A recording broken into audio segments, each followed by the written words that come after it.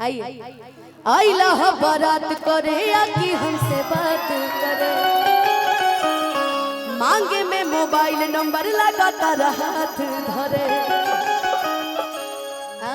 Light ये भुक भुक जो लाइट कर रहा है भैया उसको सफेद कर दीजिए तो पूरा। लाइट वाले भैया कहाँ है? उसको सब किधर है? ये भैया इसको सफेद कर दीजिए एकदम लाइट। हमारे कैमरा वालों को दिक्कत हो रही है।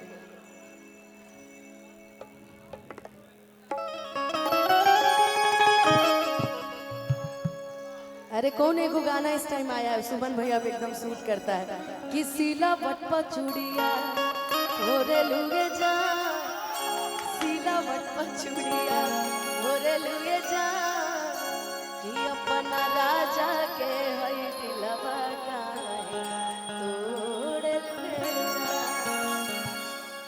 लेकिन आइए सभी की फरमाइश थी, बहुत सारी फरमाइश हमको मिली है तो हम चाहेंगे एक एक से शुरुआत करें। आइला हो बारात करे या कि हमसे बात करे, मांगे में मोबाइल नंबर लगातार हाथ धरे, कि गोरी फूल झड़ी बारू पापा के परी बारू, कि गोरी फूल झड़ी बारू आ पापा के परी बारू, आय अपना सुमन पापा के परी बारू, अलग लूप सारे तू तपार ईयर भरात वाली कच कच मारा करूँगा ईयर भरात। आइला हो बारात करे आके हमसे बात करे, मांगे में मोबाइल नंबर लगातार हाथ धरे, गोरी फूल झड़ी बारू पापा के परी बारू, गोरी फूल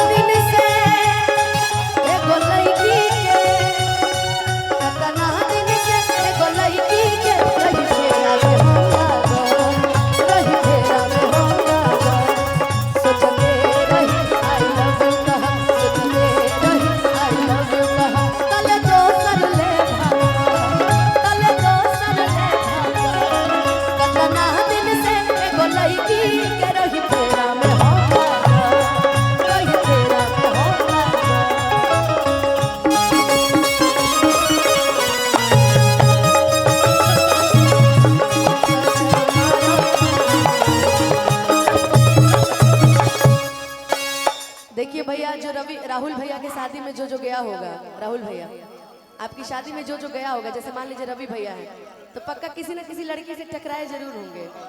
आज भले ब्याह बाद ये शरीफ हो गए हैं, लेकिन वो कहते हैं ना कि हम शरीफ क्या हुए पूरी दुनिया ही है,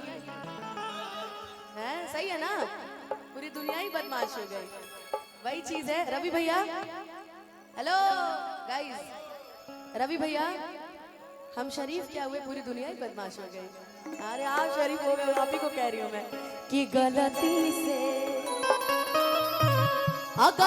से ये जान टकरा गई हो,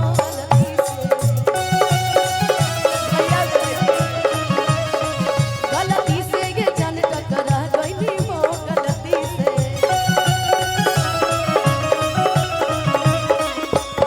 लड़की के देखी पगला है बड़का, लागे की भान खके आइलो बारा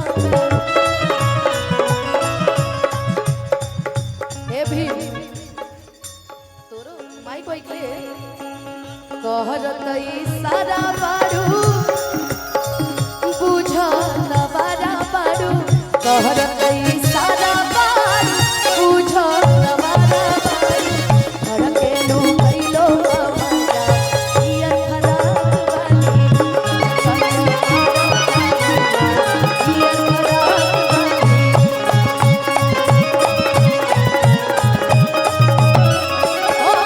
हिताई में आएंगे हिलावा तारी तो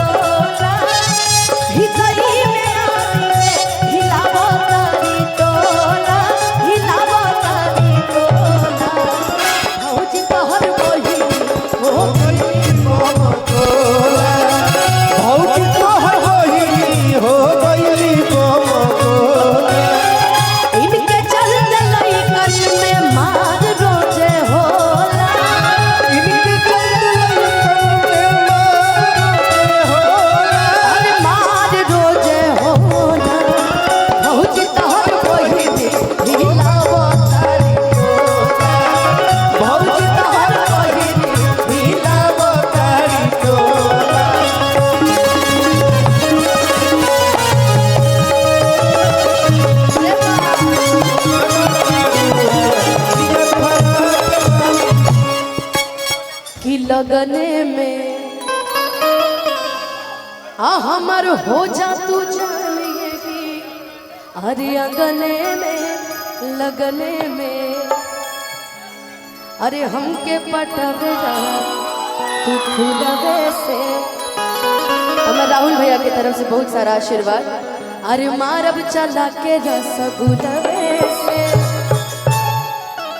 कि आगे आगे आंसू खई है अरे पीछे पीरिया सुपई है।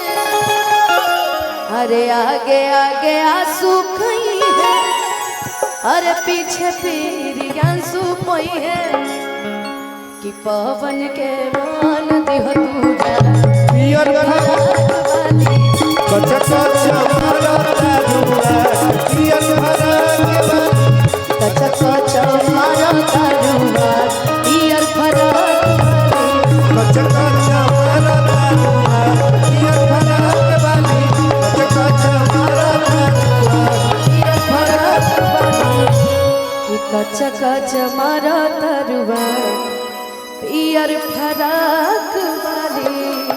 बहुत बहुत धन्यवाद।